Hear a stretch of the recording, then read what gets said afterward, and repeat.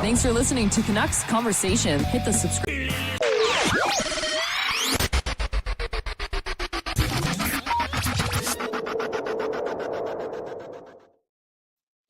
Hello, Canucks fans, and welcome back to another episode of the Canucks Conversation podcast here, brought to you by the great folks at Zephyr Epic. Be sure to use our promo code Hockey Season, capital H, capital S, Hockey Season, all one word. That'll get you $5 off your order. And you know what? I got a pack right now that I'm going to rip. Riding solo for the next probably 3 minutes or so until Harm gets up here from the elevator. But let's pull a pack real quick. Thanks to the great folks at Zephyr Epic for sending these over. Let's see if we got anything hot. We have a Welcome to Winnipeg. That is a pretty great card. Welcome to Winnipeg, the most beautiful part of Winnipeg there on the skyline. My name is Chris Faber. Thank you for joining us here for another episode of the Canucks Conversation Show. There he is right there. Harmon Dial sneaking in. He's nimble. We will be diving into a lot of talk with my guest, Harmon Dial, who's filling in for David Quadrelli today. And yeah, your mic will actually get going right now if you want there, Harm. But Harm was recently in Buffalo for the NHL Draft Combine. A lot of exciting things I think we got to dive into at that point. And I just want to hear a little bit more about the Draft Combine as a whole, because I think it's a big deal in the NFL. Like, I think the Draft Combine is a pretty big deal because you get the 40-yard dash. You get a lot of things that you actually see translatable to the NFL and what you do every day on Sunday. But the NHL is a little bit more interesting. They're riding the bikes. I know that Wayne Gretzky was even pretty critical about, what are these players learning from riding the bike? What are you learning about these players? But there's a lot of little things that we'll have to dive into. Harm's here in studio. Your audio is on, Harm. First off, how are you? I'm doing all right. Sorry about being a few minutes late there. No worries. Was getting absolutely annihilated by my allergies. Get you to mute the laptop there. There we go. No, go ahead. Allergies. Yeah, I was getting absolutely annihilated. And because I usually keep my meds in one specific drawer, so I never misplace it, but I'd taken them with me to Buffalo and I hadn't unpacked. And it was this mad rush of trying to find them, because legitimately I knew that if I came on here and didn't take them, then I'd be sneezing literally every 2 minutes. Okay, but aside from that, you're doing all right. It's been a long time. I was filling in the show, kind of like details, the dates and stuff. You haven't done a show here in studio since April 21st. I know, it feels like a really long time. It's been this like 6 weeks, almost 7 weeks since I've seen you last. Well, how are things been going? What's the offseason been like for you? I know you've done a little bit of traveling. You've been out east a little bit. You've been going down to the States for a couple different things. We'll get to the Buffalo stuff in a little bit here, because I do have just a bunch of questions about the NFL or NHL Draft Combine. But you did Montreal as well, didn't you? Yeah, that was an amazing trip. I needed that trip because since the end of May till basically mid-July, it's going to be an absolute meat grinder in terms of what we're doing, not only for me Canucks-wise, but also some of my national coverage. So I needed that trip in Montreal. It was great. It was a hip-hop festival called Metro. We spent a couple days down in the States, road trip down to Boston, and it was amazing. I mean, Montreal is like, it's funny. Most of the times when you go to other cities in North America, like if I go to Buffalo and I'm landing back to Vancouver, I see the sunset, the mountains, the oceans, and I'm like, oh my God, I took all this for granted. Like, I'm so lucky to be here. But Montreal is one of the cities that actually sort of is parallel with Vancouver, is right up there in terms of how nice it is. So yeah, we took scooters out and just like, motorcycle, moped.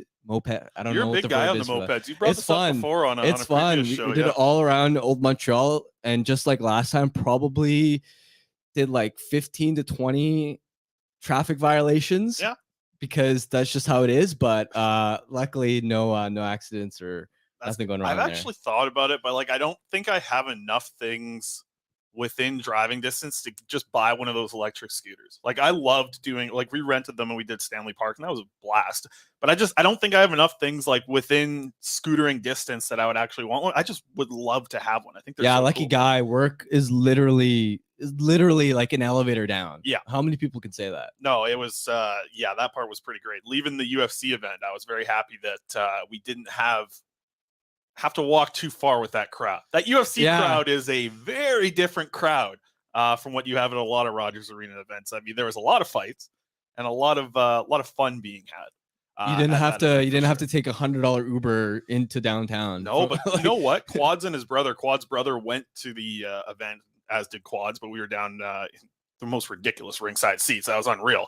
But they got an Uber like 20 minutes, 30 minutes maybe after the fights ended. I was shocked that they were able to get out of here. But yeah, that was a blast. Let's get to Buffalo a little bit, because there are questions. I already see some in the chat here. If you have any questions about the draft combine, like, I'm just genuinely curious. I don't really have like an outline about stuff I wanted to ask, but first and foremost, I guess just like your initial takeaways from the NHL draft combine, because it's got to be like the most least known draft combine, it feels like. Yeah. Like, it's not a big deal how much you can bench or what your VO2 or whatever these rating things are. But what did you take away that you actually maybe learned about like evaluating prospects from the combine? Because they do this for a reason. They don't just do it because it's an event, because listen, there's not sponsors all over the place and it's not televised. It's not a big deal. Like, they're doing this to evaluate prospects. So what did you take away from being able to evaluate a prospect from the draft combine?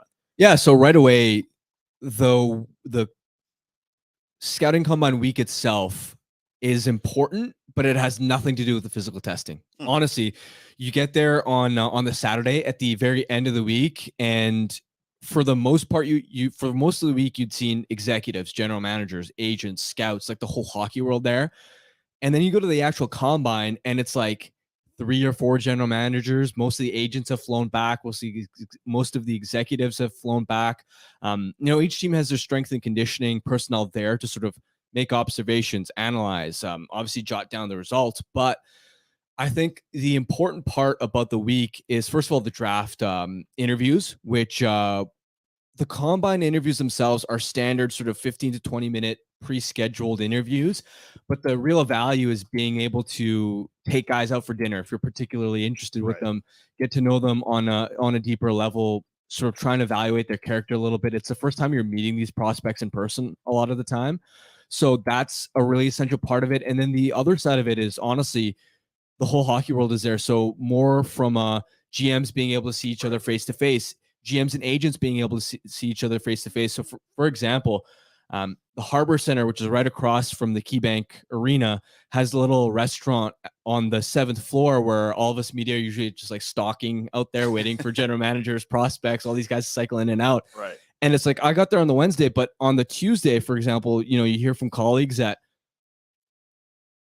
Kevin Cheveldayoff and Pat Brisson in that sort of restaurant were like having that meeting about Dubois' future. And that's the meeting where Dubois' camp told the Jets that he's not re-signing, trade him. Right. So it's like a lot of those types of meetings. I mean, we saw even, I guess, Justin Bailey's from Buffalo. So because the whole agency's there, he walked in, and a lot of situations where GMs are talking to each other. So I think it sparks a lot of the conversation for the offseason as well. And in terms of evaluating prospects, again, I don't think they put too much stock into the physical testing, but the combine interviews / dinners, for sure, teams try and pull something from that. And more than anything, it's more an event that matters because the whole hockey world is there, and it sort of kickstarts conversations about what the offseason might look like. And it gives you, like, once you have everybody there, that's when teams might get a sense of what other clubs are thinking about in terms of who they might be targeting draft wise. And you just have a lot of chatter going on. I think it's interesting, and it's almost something that we learned through COVID as well, of like, it's so much better in person. Like, to get deals done or just talk with someone or see a friend. Like, we all had to Zoom for a long time or make phone calls and things like that. It just gets done when you're in person, right? And I think that's what this draft combine felt like. At least a positive takeaway was what you saw a little bit of greasing and some trades started to happen. Yeah. And do you expect that we're going to see just like a burst of them pretty soon, burst of moves once this Stanley Cup final is over, and could be done tonight? That's a good question. It's always intrigued me in terms of the timing of how quickly teams start to do business. Like when Columbus made the Provorov trade, then traded for Severson and signed him right away. I was surprised at how early that happened. Once the cup final ends, I do think it starts to really, get going. Especially because we're already, it's less than around 2 weeks now before you hit July 1st. So the clock is starting to tick, and teams have pretty big decisions to make, especially on RFAs. So yeah, I do expect the activity to pick up. And part of the other appeal about the Combine Week, just in general, that you might find interesting is because there's not a lot of media there. It's a very relaxed type of environment, and it was funny. Like we're watching Game 3 of the Cup final at one of the bars right adjacent to the arena, and it's a pretty dead bar.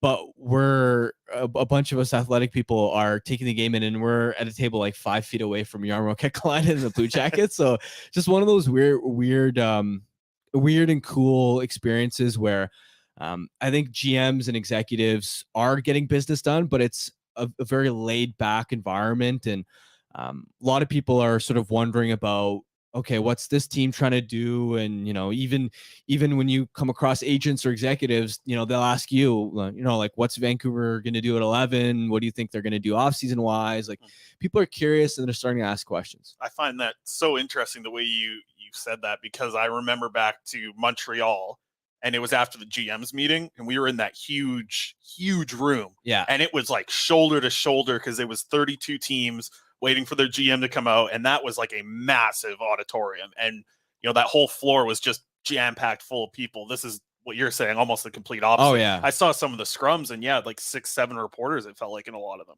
Yeah, and people were there for the actual physical testing. But during the week, when you're hanging out around the restaurant, it's so easy to flag guys. Like I talked to so many prospects, a lot of the guys that the Canucks might be interested in, being able to, talk to agents, the odd even general manager. Like how many situations do you have where, coming out of a Tim Hortons, you run into an NHL general manager. So because of that, it's a great opportunity to actually have legit conversations, because as you mentioned at the draft, there's way too many people. There's way too many things going on that in terms of actually gaining insight on what's going on, it's actually a lot harder to do that than it is at the pressure Combine. there. It feels like there's pressure at the draft. And I think that because everything's happening so fast, you're making picks, the trades need to happen. I guess this is probably just like a loose environment. Very loose. Well, that's great. And I do want to get into, I think one of the big stories that we had to take away from your writing at The Athletic was the 3 players that you heard or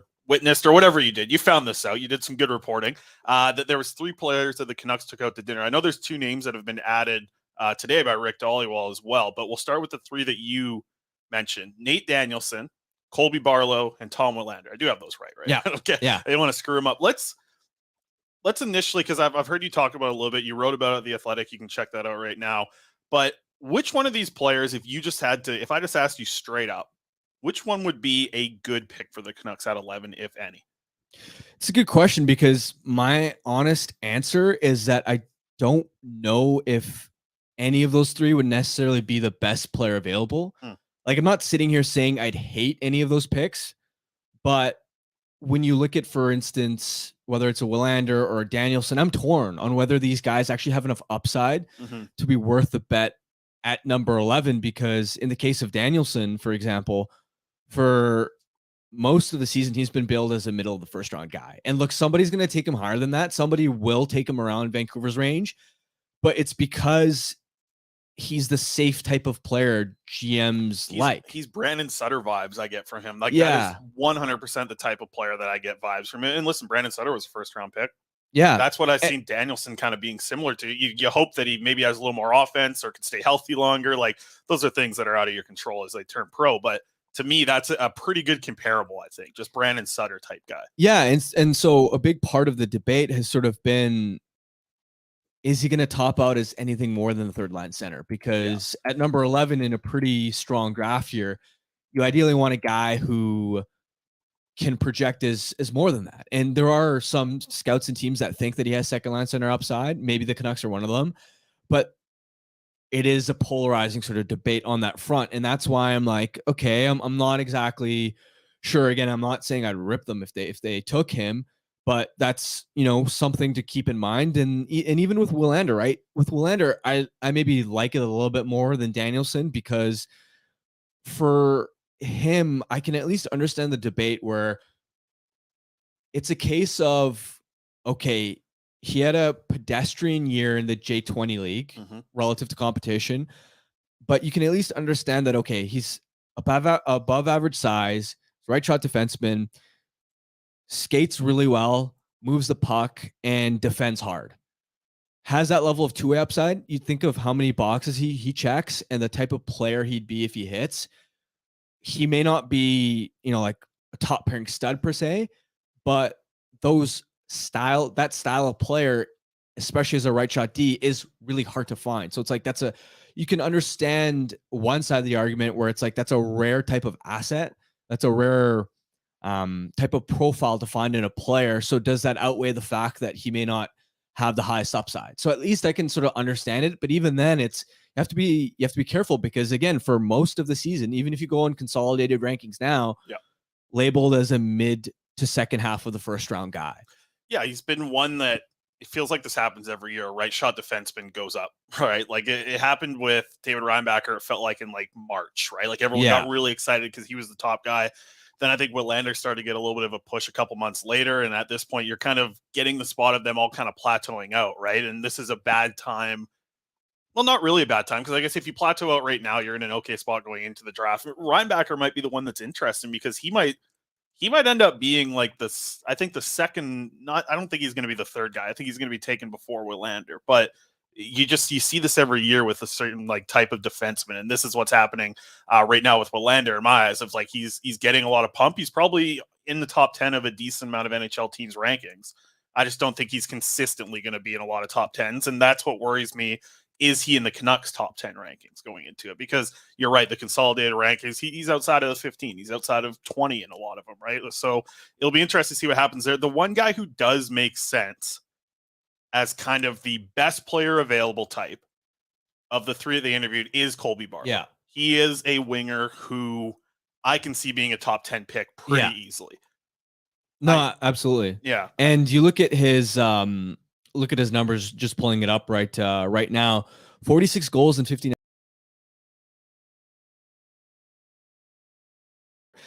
And the key for why I think he'd be appealing for a team like the Canucks is he plays such a gritty, in your face, almost power forward type of style. He's already filled out. He already looks like a man. Seriously, you see this guy at the combine. He's got a full beard. He looks 35 years old. But he captained Owen Sound as well. Like, he has a lot of those traits that sort of scream playoff performer. Mm-hmm. Like when guys are talking about, when general managers and teams are talking about who do you quote unquote win with, right? You hear that label thrown around a lot. That's exactly what Colby Barlow is, because he's not only going to be able to score and beat goalies clean from mid range, but he's going to drive the puck legitimately to the net, not do it in a Jacob Tannen way where it's like he's taking it to the net, but really he's just skating past everybody, and that's how he's doing it. Barlow legit has a hard-nosed game. He has some nastiness to him, and it's not like, sometimes you have prospects like this where, let's say with a Lawson Krause, for example, they get built up because of these intangibles and physicality, but it's like, okay, production wise, he doesn't have enough skill to justify how high he's going to go. But in the case of Barlow, he has the offensive numbers and skill to back it up as well. And that's why, to me, he's been all over the place in a lot of these like mock drafts and rankings and how teams perceive him, but number 11 would not be a reach for Barlow. No, I mean, you watch what he did for Canada, even at the U18s. He's first penalty killing. He's first power play. He's top line. Like, he is a winger that I think you feel pretty damn good about. I also find him interesting in this draft because I don't think it's 100% going to happen. I also don't think it's like a 10% chance of it even happening, but the Canucks picking at 11, Colby Barlow is an interesting one about potentially playing pro. Like, yeah. I think he'll go back to junior, but if the Canucks in any sort of viewpoint of like, hey, if they are this fully, we want to be competitive next season thing, 18-year-old Colby Barlow could be playing on your fourth line. Like, I think that's a player, like, just from my evaluation of him so far, he looks like the type of player who could jump into pro hockey. Yeah, so that's interesting because around the time of the draft lottery, Drance and I were sort of talking to scouts about a bunch of prospects, including Barlow, and that's one of the themes that came up is this is a guy, because of how physically developed he is, he could step in pretty soon. Now, I don't know about next season per se, but in general, you're not looking at a long timeline like you would be with Jonathan Lekarmaki, for example. And it's not outside of the realm of possibility, because you look at, for example, a Cole Sillinger, right? Mm-hmm. Blue Jackets took him 12th overall in 2021. Very similar profile in terms of a stocky guy with some size who shoots well, scorer, isn't the best skater. And Sillinger stepped in his rookie season and scored 16 goals and 31 points, right? So I wouldn't bank on Barlow necessarily being ready, this coming season, but overall you're looking at a player that would not take too long before he's ready to step into an NHL lineup. No, I think I look around the rest of those picks, and listen, we're talking about the Vancouver Canucks at 11th overall here. Like, Dalibor Dvorsky might be like a very outside shot of playing, but I don't think so either. He's coming from the Allsvenskan. I really don't see another name that makes sense outside of kind of the big three of Leo Carlson, Adam Fantilli, and Connor Bedard that I would be feeling super comfortable about them playing pro next year. Colby Barlow might be like the fourth guy on my list of like who could play pro next season, because he looks that NHL ready. Like, I'm sure he would grow a lot in development, like in another year of junior hockey, going back and playing in the OHL. Like, he was I think he was captain of the Owen Sound Attack. Yeah. Like, he's a good player in that spot, but yeah, I'd be curious to see if that might be a reason why the Canucks might want to take him at 11. I would hope that's not the reason. Like, right. You hope that you draft a guy based off his overall upside, because this is, you draft a prospect, you're looking at a player who you hope can help you for the next decade, not necessarily the next year or two. But yeah, it's one of the perks about him is that there's a little bit more certainty in his projection. Any other takeaways about a certain prospect that was interesting to you, or you learned something you didn't know? Like, I'm sure you mentioned you got a chance to talk to a lot of prospects and GM scouts, everything. Was there something that a prospect said, did, or you just learned at the time that you were kind of impressed by it? And I'll keep it more specific here. Somebody around that 11 range for the Canucks. So with Willander, first of all, it's interesting that he's committed to Boston University in the NCAA this coming fall, right? Because a lot of times these Swedish defensemen, they'll stay in Sweden and develop in Rögle, which is Höglander's former SHL club, of course, has a good track record of developing guys that go on to make an NHL impact. So it was surprising, and I had a chance to talk to him about why he made that decision. And for starters, he felt that he'd get more playing time at Boston University, play a much more substantial role. And then the second sort of driving force was that it gave him a chance to become acclimated to North America even quicker in terms of obviously the cultural and social side, not English wise, because his English is really good. Yeah. But also the smaller rink size and everything that comes with making that adjustment. So it's not as much of a learning curve when he's trying to go pro. So I thought that was pretty interesting. And he said that in his conversations with other NHL teams that week during, the standard combine interviews, that NHL teams liked that decision that he made in terms of committing to Boston University instead of staying in Sweden. So I thought that was interesting. And the other fascinating thing with him was his skating is by far his best attribute. Like, he is a beautiful skater.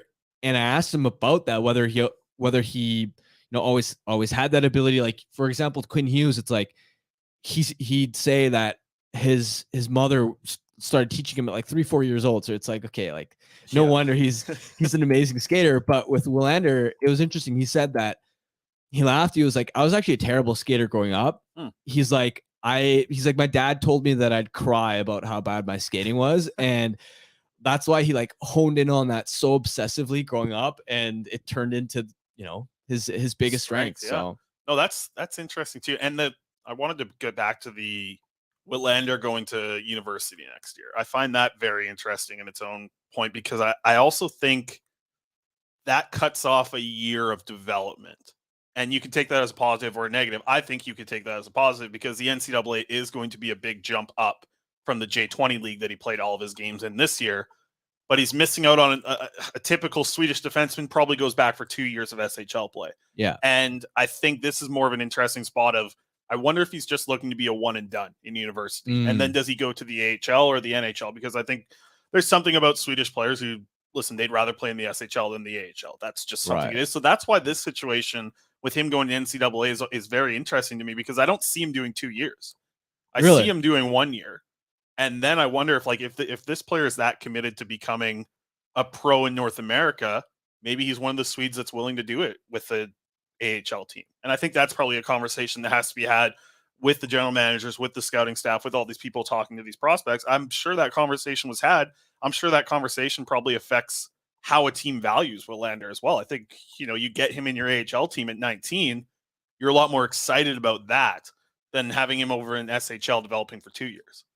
Maybe. I think if I was in a situation where, let's say you draft Willander and you're looking at his development, I actually would not mind at all 2 years of NCAA play, because I want him to grow his offensive game. That's the sort of drawback in becoming a more creative, more dynamic player. And not necessarily that you need him to be a 50, 60 point producer, but just you want him to hit the highest upside and ceiling possible so that he's as impactful of a guy, and that you're hopefully looking at a guy that can grow into, let's say, a number 3 defenseman as opposed to a 4-5. For sure. And you look at him in the J20 this year, for example, the Swedish junior circuit isn't that high level of competition of play.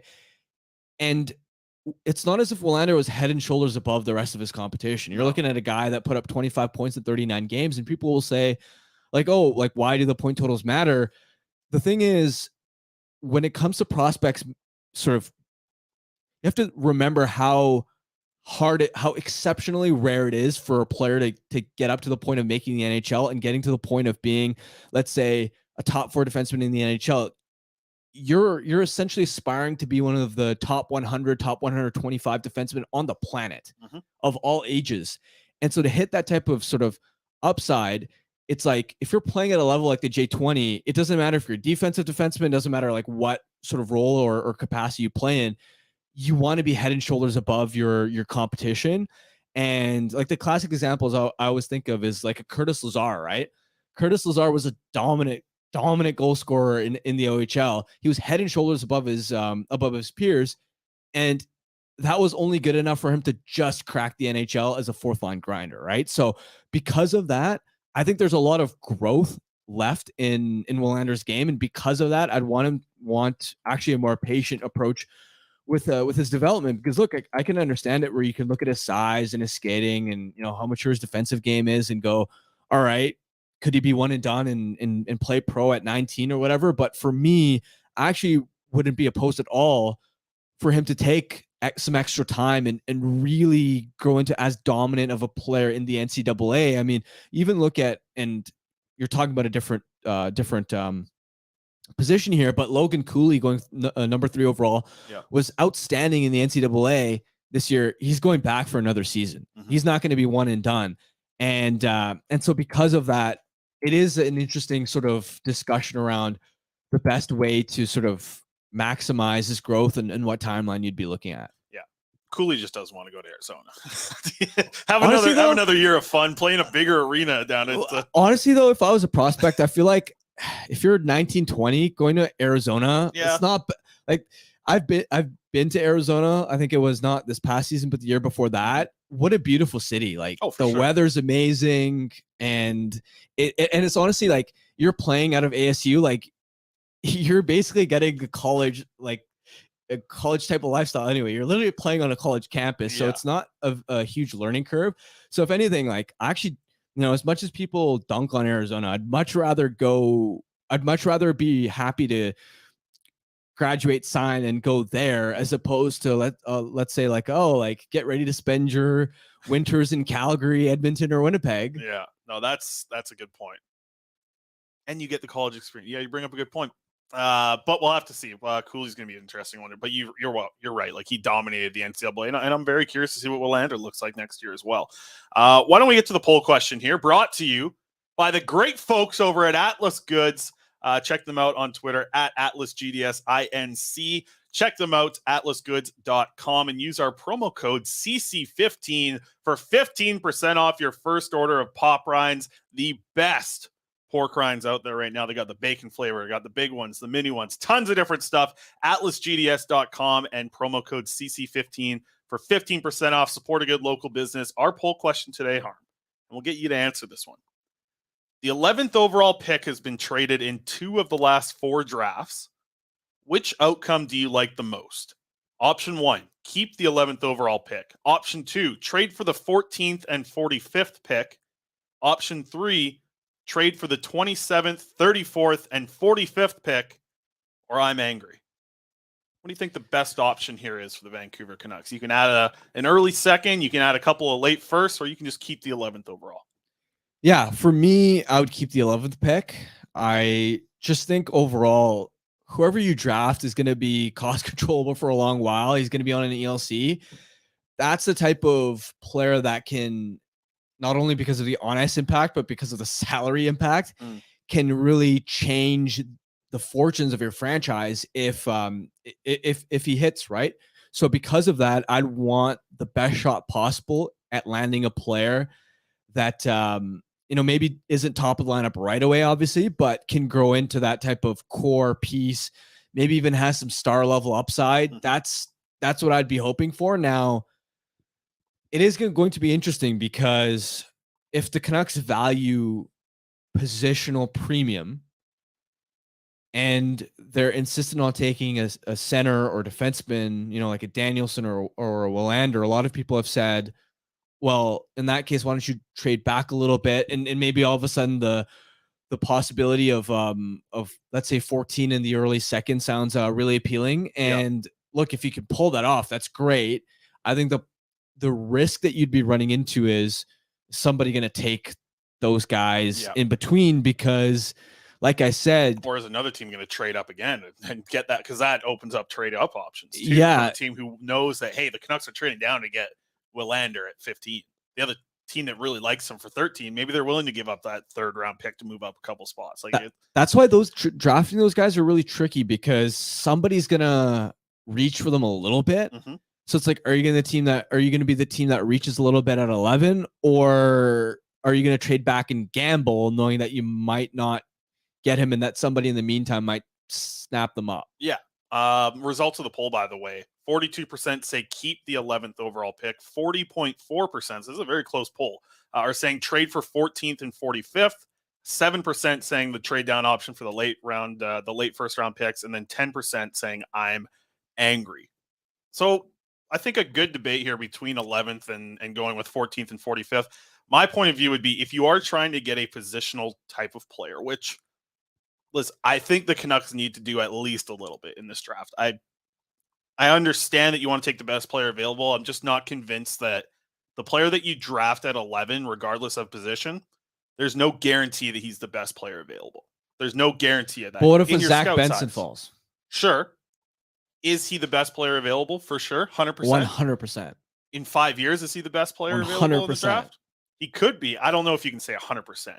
Okay, not 100%, but like I'd run to the table to make that bet. Yeah, and Benson's I'm with you. If Benson drops, I'm with you. I have no problem with him taking a winger. If Michkov drops, I have no problem with him taking a winger. Yeah. If it's a Matthew Wood, I'm like, okay, I can understand why you lean towards exactly. I think that's the thing. Like even Colby Barlow, like if Barlow's there, I agree. And you're looking at some other potential, like if you're between Barlow and Reinbacher, I'm taking Reinbacher every time. Yeah, I think if you look at even Dvorsky or Barlow, I'm taking Dvorsky because I like that center for sure. Oliver Moore, I'm taking him. Ryan Leonard, probably taking him. He's a center. Like the center. Like to me, there's it's interesting because there's a huge argument, and this is something that happens like once a week on whatever show it is. Like best player available or position.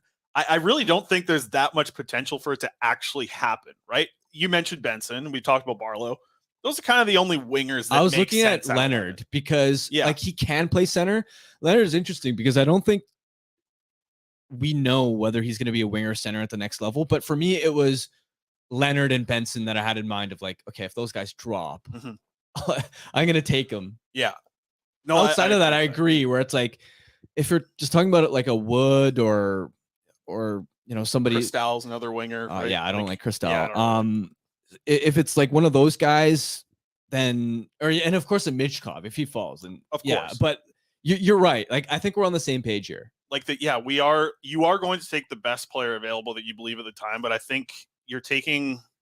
It's not necessarily. It's like best of the tier, right? Because I think you probably have your tiers here in this draft. You know, you're not getting one of those top four guys, like the big four: Bedard, Fantilli, Michkov, and Carlson. You're not getting one of those guys. you do have a chance of getting Benson. You do have a chance of getting Moore. You do have a chance of getting Dvorsky. Like, I think all those players could be there at 11. I feel like that's like the second tier of players that actually could be there. Like, I think Will Smith's going to be gone. He's not falling out of the top 10. Trying to think of some other names here that might, like, I don't think Reinbacker's getting out of the top 10. Do you think Sandin Pellikka goes in the top 10? Like, is somebody love him enough? There's a lot to like. I don't know. You mentioned the J20 scoring before. He had half a goal per game in his J20 season this year. I don't love him as a prospect. I don't either. I don't think his play in the SHL really made me think he needs to reevaluate his game before he gets to the next level. He can't play the style that he did in J20 at the next level. He is going to get wrecked. It happened this season in 22 games on the SHL. He was out of place. He was playing rover. He was giving up so many 2-on-1s against because he's the deepest, deeper than all the forwards on forechecks. He wasn't good enough at this age right now in the SHL to really impress you enough to make you think that this is going to be him at the next level. Like, I think he needs to change a lot of his game before he gets to pro, but he's a really good junior player. Don't get me wrong. He's going to be really good at the World Juniors. He's going to be really good if he plays any J20 games next year. I don't think he's going to be really good in the SHL next season. Yeah, I don't love him as a prospect for the Canucks. And that's one where bit of a wild card in terms of how much teams love him. I think because of the lack of size and some of the concerns you mentioned, it wouldn't surprise me if he slipped out of the top 10. Yeah. But yeah, I mean, if you're insistent on taking a defenseman, I'd much rather Willander than I think I like Willander more too. I just don't like either at 11. So I do have a trade proposition that I built. Sure. We can pull the graphic up here. I hope the YouTube's been okay. I know it's been scratchy here and there and in and out, but can we get this up? The trade down option. So the Nashville Predators are hosting the draft this year, right? The Predators, they're hosting. They have a big, they're gonna want to make a splash. We saw what Montreal did last year at the draft. We see what teams do every year when they host. Predators have a lot of picks. I got to pull this up because it is actually crazy how much the Nashville Predators have in this upcoming draft. 2 first-round picks, 2 second-round picks, 3 third-round picks, 3 fourth-round picks, 2 fifth-round picks. So we are looking at 12 picks in the first 5 rounds. They have a lot to play with to move up. So the Canucks' 11th overall pick may not even be a target of theirs. They may have enough to move up quite a bit because they have the 15th overall pick. They could get into the top 10. They have absolutely all the firepower in the world to make it happen. But if a team in the top 10 doesn't want to trade out of it, this is the trade down option I like the most for the Vancouver Canucks. They would trade their 11th overall pick as well as the 3rd round pick that they have that is 75th overall in exchange for the Predators' top 1st round pick, which is 15th overall. They would also get the 46th overall pick, which is a mid-second round pick, as well as the 68th overall pick. So they're moving up from their 3rd round picks in this trade here. This, to me, was evaluated off of the value, at least, was evaluated off of the Victor Soderstrom trade from the 2019 draft, where they traded, Arizona traded up to get the 11th overall pick. They gave out the 14th and the 45th pick. So the value here matches pretty similar to that. This is what I like the most because I really think you're getting a defenseman and you're getting a center here. At 15, if the Canucks like Danielson, I'm fine with them taking him at 15. If they like Willander, I'm fine with them taking him at 15 as well. If one of the wingers like Colby Barlow or Matthew Wood drops to 15, which, listen, one of these 4 players of the names I just said there is going to be there at 15. I like this because then you get whatever player you get at 15, you draft the best right shot defenseman at 46th overall that you have on your list. And that's a great first 2 rounds of the draft for the Vancouver Canucks who, listen, they're going to probably get a really good player at 11 if they draft at 11. They don't have a 2nd round pick. Whatever they're getting here, that's all they're getting. You have the potential here to move down, add a 2nd round pick. And I really think that the way the Canucks prospect pool is right now, you see players always drafted like Scotty Morrow, Brock Faber, these guys drafted in that 40 to 50 range that are very high value right shot defense prospects. I think you can find one of those in this draft if you're able to add these picks. So that's my trade down options. What do you think about that? Because I know you've been steady with saying you think they should stay at 11. Yeah. If you're the difference to keep in mind is I'm looking at a lens of I'm looking at it from I'm gonna try and take the best player available, correct, as opposed to trying to fit in a center or a defenseman particularly. But the Canucks might be leaning towards the latter, in which case a trade down scenario, which is where I'm leaning to. I'll say I think the Canucks need to draft a center or defenseman here. They can't take another winger unless it's Michkov or Benson. They can't take a winger in my eyes. You can't take a winger. You can't take, as much as I love Colby Barlow, I don't think you can take him at 11. The problem is if you're trading down, you kind of have to be willing to accept the risk that you might still end up with a winger there. True. Like 11 to 50, like True. What happens if you're, let's say at 11, let's say Willander is off the board. Okay. Right? Already. And so you really want Danielson and you're going to trade from 11 to 15. Like who knows that 11, 12, 13, 14, one of those teams might take him. Then what? Then you're going to take a winger at 15 anyway. Yeah. Or you're going to like end up reaching for that next tier of defenseman who you shouldn't be taking at 15. Yeah. So that's why it's so. I just think that the way that I do believe this draft is going to play out, you're going to get Danielson or Willander at 15. There's a decent chance. I just don't know if it's a guarantee. Then you get Axel Sandy and Pelika there. If nobody like I wouldn't want him there. I would not. I could see him at 15 being an okay. I don't mind. Like the thing with Sandy Pelika, maybe I'm too harsh on him. Is just he's a small power play quarterback type of pure offensive defenseman. I think he moves the puck extremely well. Look, I've been hard on him. I really hated his play in the SHL. Like I thought he was ineffective at the SHL. And that's what worries me. I also understand that he's 17 and he's going to develop a lot of those tendencies because he's probably just leaned on his offensive stuff throughout his whole career up to this point. The worry I have is typically if you look at the history of sort of small of a lot of these small Swedish defensemen that aren't like or not even Swedish, but small defensemen that don't have multiple elite traits, right? Like you look at Quinn Hughes and it's like, all right, he's undersized, but his skating is special and his hockey sense is special. But then you look at, let's say like Adam Boqvist, right? Was sort of touted as, oh, could he be the next Erik Karlsson? But he wasn't quite special. Goes I think 8th overall, hasn't panned out. You look at Soderstrom's another we just talked Soderstrom. about. Team traded up to take him, didn't pan out. You look at there was another example. Nils Lundqvist dominated in the SHL, didn't pan out in that sort of similar vein. You look at there's another example that was coming to mind. I'm drawing a blank here, but there's like 4 of these types of guys that like consistently come up. And for me, if you're taking a small defenseman really high, like you have to be certain that he's like a Quinn Hughes caliber. You brought up Boqvist right off the top, right? Yeah. Boqvist, he was you have to be certain that he's like a Quinn Hughes type prospect in my opinion. If you're taking him in the top 15. Yeah. Okay. Here's a curveball for you then, because I think this player is could be very available at 15, and I think it's only because of the Russia factor. But Dmitry Simashev, I like Simashev. him at 15. Oh, he's another guy thrown in that mix of, hey, if you're getting Matthew Wood, Simashev, Willander, Danielson, all of these players, I feel like you're gonna have a pick of a couple different ones at 15. Like you are, like to me. If you're willing to take the Russian, then okay, yeah. I agree.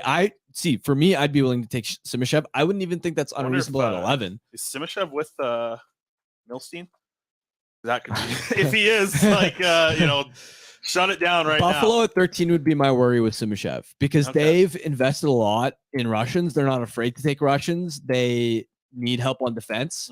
That would be my worry if you're looking at Simashev. But you're right. If you're open-minded that it's like 3 guys, Willander, Danielson, and Simashev. And I guess it comes down to where you're at 11.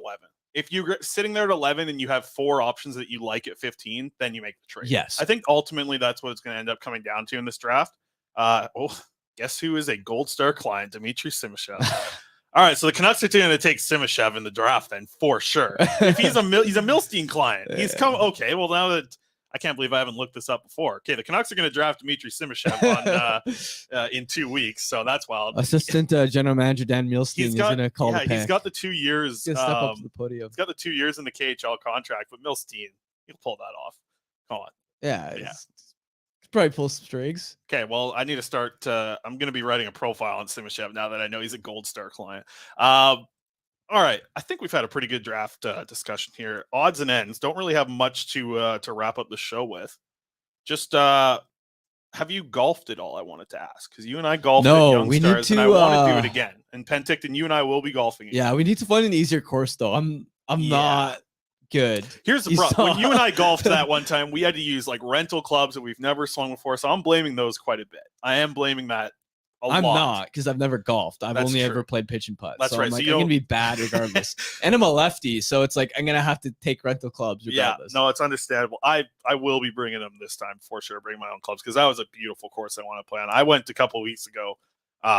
Actually, 2 weekends in a row. I went once for my birthday and then one of my good friend's birthday the weekend after. And I played the worst round of my life and then the best round of my life. And I watched YouTube all week and I just crushed it last week when I played. It was the best I've ever played.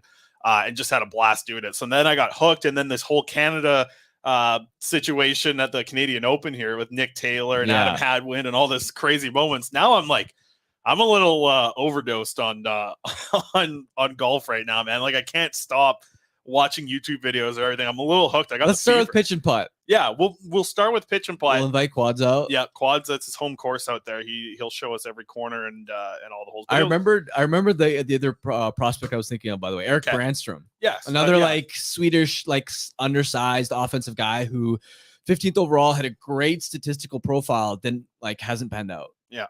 No, it's the same. Are they all Swedish? The players that you all just mentioned? No, I think they were, right? I think actually Soderstrom, Bokvist, Brandstrom. Who's the last one? Anyways, go back in the tape, whoever it was. But yeah, I mean, and listen, that's Swedish. It's going to take a lot for a player to kind of break through that mold, but I think you're always going to get excited about the right shot offensive guy. Like if you're playing that J20 Swedish league, those guys thrive in that league. That is a league that's not built on physicality. As much as it's evolving and getting more physical by the year, that J20 league is still built on having a wider ice, having a lot of space, and defensemen always carrying the puck. Defensemen don't pass the puck in the J20 league out of their own zone. They have all the space in the world. Unless there is a 100% easy pass to make, they carry it. And that's why these guys put up so many points. Like you watch them carry the puck past the neutral zone, they get past the blue line, then they make a pass, and then the puck starts going around and they pick up a secondary assist. So you see a lot of these points don't mean a lot to me in the J20 league. Like I have to watch them play. It's like a good example of a player I was just writing about. Anton Wahlberg is a guy who didn't put up a ton of points in J20. He's a center in the Swedish league, but he played like 35 games in the SHL and had a very respectable, like above 50% Corsi in the SHL as a 17-year-old center, scored a couple goals, and then he goes to the U20s and looks really good. He's projected going like the fourth round. Like these type of players I don't know. I just find it so hard to look at a stat sheet and think you can give any sort of a prospect evaluation from an elite prospects page. You really have to watch these players or understand at least like the situations that they're in. And for me, ASP is that worry that, his stats look great. And when he gets drafted and that big graphic pops up and it's like games played, goals, everyone's going to be like, oh, really excited about him. You got to see what happens. I'm right with you. Yeah. I'm right with you. Anyways, Canucks are going to draft Dmitry Simashev. We know that for sure now. He's a Dan Milstein client. So that's good to go. I think we'll wrap it up on that note. Big shout out to the great folks at Zephyr Epic, as well as the UFC. We touched on it a little bit off the top, but they were a sponsor of the show for the past week. It was great working with them. They put on a hell of a show. Harm, the pre-fight meals that they put on, I'm talking blackened chicken. I love asparagus when it's done the right way. I know you probably don't. You're not. But asparagus is one of my favorite vegetables when it's done the right way. And it was done to perfection. Pizza at the end of the night as well. Two different media meals from the UFC. Incredible, all for free. They're sponsored by Prime and Monster, my two favorite drinks in the world. Oh, it was good stuff. They put on a hell of a show, man. It was great. Aside from the railing falling over, blame that on Rogers Farina. Aside from that, everything looked great. How much would because you ended up ringside, how much would those equivalent tickets for spectators be? I'm curious. Well, you know what? I thought about that because directly across the cage from me was Rick Tocchet. Like Rick Tocchet was directly across, and I'm like, hey, he didn't pay to come in here. He was with Adam Foote and Slavkovsky, the skills coach. He was with those guys. And I was thinking, I'm like, the cheapest ticket to get in the building when I looked the day of was $260. Yeah. That there was upper bowl seats. Yeah. Right. Like the whole arena. This wasn't like a concert where the back's covered off. Like this thing was fully full, upper bowl, lower bowl, everything. And I was thinking, like, it's got to be at least $1,200 ticket, I would think, to be ringside. Like it was very very cool, but it was also like kind of strange because the media it's very different in UFC, right? Yeah. Like the media was very different. The guy that I was sitting beside was just from like Island Sports News, and he was just like, yeah, like they just sort of like, hey, do you want to go to the UFC? Like, and he was like, yeah, like, just like said, like you know, we were kind of in the same boat. It's not like we were reporting that much. So how did that work? Did you guys contact them, or did they contact you? Well, they were sponsoring the show, so we right. had a little bit of a relationship with them, and they said, you know, apply for it, and we'll see if they have room, and they had room, so we got to experience Amanda Nunes. She had a great fight, an incredible career, and just the Canadians went undefeated that night too. All 6 Canadians won. And that was a blast to see. So yeah, it was just an incredible event. And shout out to the UFC. I think they liked the response from everyone here on the podcast and Canucks Army and Nation Network and all the ads that we ran and partnerships that we had with them. So apparently that's something we'll be doing again in the future. So that's great. That's awesome. That's hilarious, because I'm just imagining like if a bunch of Canucks reporters go to UFC and it's like don't know how to analyze UFC at all, and it's just like, but it's like you're writing something off of it because you're there, and it's like hard punches. Well, we did get an article out of it. The Rogers Arena fence fell over, right? So like that was our article that came out of it. So hey, we did do some reporting while we were there, but I was mostly just drinking Pepsi and enjoying the food. It was good stuff. Yeah. But good stuff. They run a tight ship though. You can't have any like labels of unsponsored drinks on your table. We have to keep all of our drinks underneath the table and things like that. So another tough day at work, eh? Hey, long walk and the commute and everything. It was wild. But yeah, good stuff. UFC put on a hell of a show. And that was great stuff. So we'll wrap things up there on that note. So 2 weeks away from the draft now? You're going to Nashville, right? Awesome. So we'll be down in, I'll see you in Nashville in 2 weeks' time. I'm not sure the show schedule for that week, actually. We'll get that sorted out here. Quads is going to be back on Friday. He's down in Seattle right now, watching the Mariners play against, I don't know, some teams. How do you keep up with baseball? They play 160. I can't keep up with it. But Lions game on the weekend. Excited for that. I'm going to be heading to the Lions home opener. Oh, nice. So I'm pumped for that. That's going to be a blast. We'll wrap things up there. We'll be back on Friday. Going to try and do a little bit of work. Apologize to the folks on YouTube here. This connection is we've switched streaming devices. We're working on something, and clearly we're working on it because it needs to get better. So we'll be working on that after. But for my co-host, Harmon Dial, our producer, Aaron Bordato, over there in Edmonton. He's wrapping it up. Aaron knows baseball too. My name is Chris Faber, and thank you for listening to another episode of the Canucks Conversation. Thanks for listening to Canucks Conversation. Hit the subscribe button to never miss an episode. How about keep it to a thank you, Jim?